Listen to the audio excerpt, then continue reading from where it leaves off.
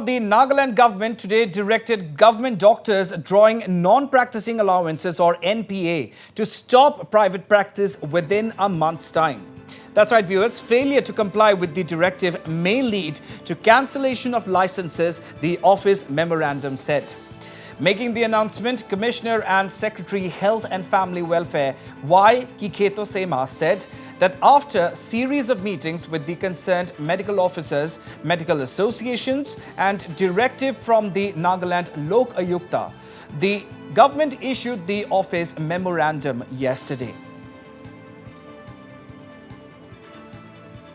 In spite of the government rules and regulations, that is the Finance Department order, which was issued on 17th of March 2010, and also the Department of Health and Family Welfare order 19/2011, and also the Nagaland Healthcare Establishment Act 1997, it was not followed in letter and spirit.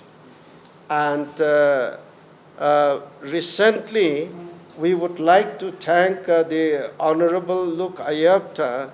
We have also received an order as well as a direction to address this issue. And Sema further informed that the Nagaland government spends around Rs 9 crore annually on NPA, and as per the 𝗏𝗏𝗃𝗀, 51 employees have been found engaging in private practices. He also said that the department, along with the Nagaland Medical Council, will conduct surprise inspection in all the health institutions across the state, and also directed private hospitals and clinics not to engage in service government doctors, nurses and technicians. All right, my colleague 𝗟𝗏𝗃 joins us over the phone line from Kohima to give us more details regarding this. Sarah, indeed a very strict and stern, should I say, directive that has been given to government doctors in the state, and failure to comply with the same may result in them even ending up losing their licenses. What more would you like to add, Sarah? Well, yes, Ronak, this particular issue of the in-service government doctors has been one of the core issues which the state government have been trying to address. Well, so far there has not been even a single comprehensive order issued by the government. Hence, these practices behind, despite being a government employee, we have many doctors, in-service government doctors, who are attached to the private hospitals and clinics, and specifically who have their own establishments, medical institutions as well, health institutions as well. So after a series of consultations and meetings with the Medical Doctors Association, with the Nagaland Council, with the Nagaland Medical Council, as well as the different organizations of the medical organizations, the government have finally come out with a comprehensive order. They have issued an office memorandum yesterday on the 31st of July, and they have come out with very strict guidelines with regard to the in-service government doctors here in the state.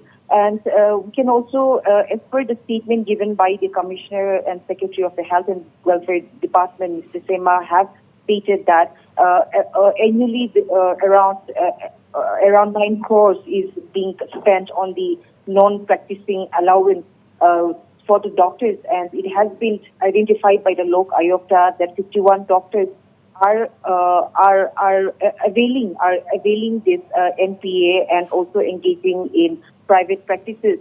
So 1 month timeline, the government has set a time frame for 1 month for these doctors to disassociate themselves if there are in partnership with any of the private hospitals or clinics, and they have also warned the private hospital and clinics not to employ the government doctors, nurses, or the technicians in their private hospitals. If they do so, if they fail to comply with this order, then they should be liable for cancellation of their license.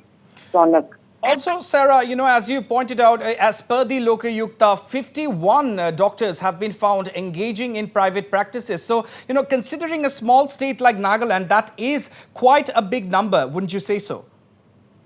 Well, indeed, yes, there are more than 300 doctors in the state of Nagaland who are availing this non-practicing allowance, and as per the law of 𝗡𝗴𝗃, yes, that is a good number comparatively to 300 plus doctors. The department have also said that they will be going on. They will undergo for surprise inspection in all the health institutions across the state. And if they find anyone who are still engaging in all these practices despite the office memorandum, then strict actions will be taken against them as per the Nagaland Government service rules and also the Nagaland Healthcare Establishment Act 1977. So we are hopeful that people are lauding the move of the state government, and hopefully this office memorandum will be implemented in letter and spirit, not just by the state government, but also the doctors who are in service in the government. Right. Sarah Konyak, thank you very much for joining us this evening and bringing us up to speed with all of those latest updates.